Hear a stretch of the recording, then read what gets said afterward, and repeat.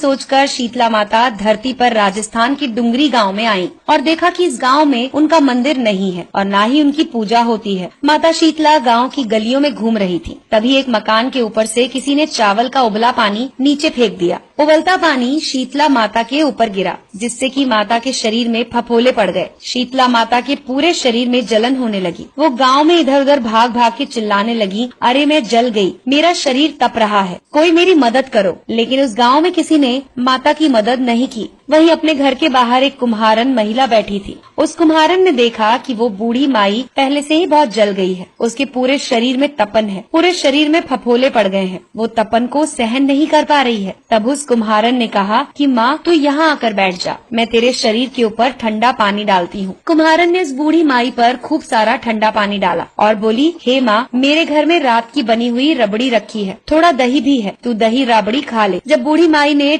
ज्वार के आटे की राबड़ी और दही खाई तो उसके शरीर को ठंडक मिली। तब उस कुम्हारन ने कहा, माँ बैठ, तेरे सिर के बाल बिखर गए हैं, ला मैं तेरी चोटी बना देती हूँ। कुम्हारन माई की चोटी गूंथने के लिए कंघी से बालों में करती रही। अचानक कुम्हारन की नजर बूढ़ी माई के सिर के पीछे पड़ी तो कुम्हारन ने देखा कि एक आंख बालों के अंदर छुपी हुई है। ये देखकर वो कुम्हारन डर के मारे भागने लगी। तब उस बूढ़ी माई ने कहा कि रुक जा बेटी, तू डर मत, मैं भूत प्रेत नहीं हूँ, मैं शीतला देवी हूँ। मैं तो इस धरती पर देखने आई थी कि कौन मुझे मानता है, कौन मेरी पूजा करता है। इतना कहकर माता ने अपने हीरे जवाहरात के आभूषण पहने हुए, सिर पर स्वर्ण मुकुट धारण किया हुआ अपना असली रूप उसको दिखाया। माता के दर्शन कर कुम्हारन सोचने लगी कि अब मैं गरीब, इस माता को कहाँ बिठाऊं। तब माता बोली, हे बेटी, तू किस सोच में पड़ गई है। तब उस कुम्हारन ने हाथ जोड़कर आंखों में आंसू बहते हुए कहा, हे माँ, मेरे घर में तो चारों तरफ दरिद्रता है, मैं आपको कहाँ बिठाऊं। मेरे घर में ना तो चौकी है ना ही आसन। तब शीतला माता प्रसन्न होकर उस कुम्हारन के घर पर खड़े हुए एक गधे पर बैठ गयी और हाथ में झाड़ू, दूसरे हाथ में डलिया लेकर उस कुम्हारन के घर की दरिद्रता को झाड़कर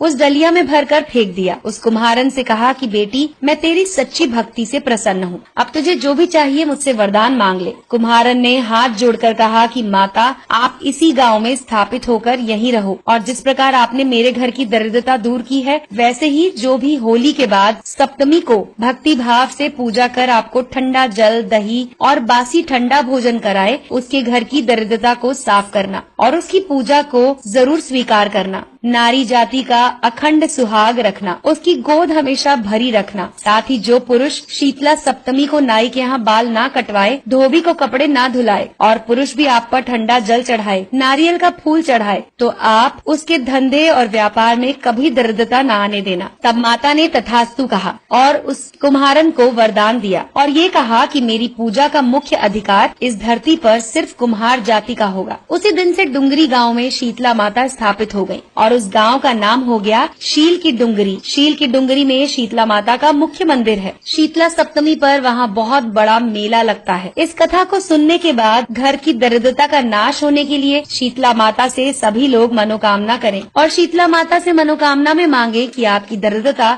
दूर हो जाए। दोस्तों, अगर आप